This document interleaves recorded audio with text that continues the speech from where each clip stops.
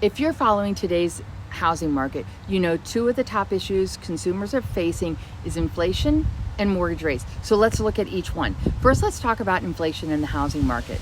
This year, inflation reached a height not seen in 40 years. I know you read about it, you felt it at the gas pump, and you've seen it in the grocery store. So have I. It may have impacted your ability to save money to buy a home.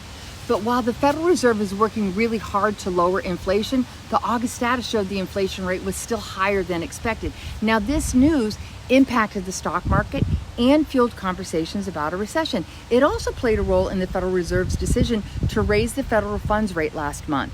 Now, these hikes are designed to cool an economy that has been on fire.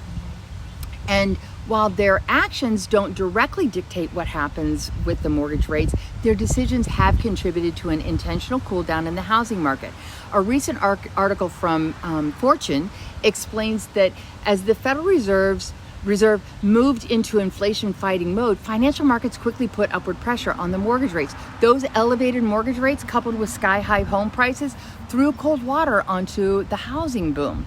All right, now let's take a look at the impact on the rising mortgage rates. Over the past few months, mortgage rates have fluctuated in light of the growing economic pressures. Most recently, the average 30-year fixed mortgage rate, according to Freddie Mac, ticked above 6% for the first time in well over a decade. And this past week, we saw a bump into 7%. But you guys, we have to keep an eye on them because they can fluctuate within the day. Now, the mortgage rate increases this year are a big reason buyer demand has pulled back in recent months. Basically, as rates and home prices rose, so did the cost of buying a home. And that pushed affordability and priced some buyers out of the market.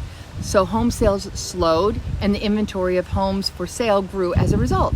But if you want to add some perspective here, let's look at how when rates were ridiculously low and escalations were going crazy and buyer demand and inventory shortages and all that, and prices were going $50,000 to $100,000 above the list price week after week, made buying really difficult. Not to mention the contingencies that buyers were giving up.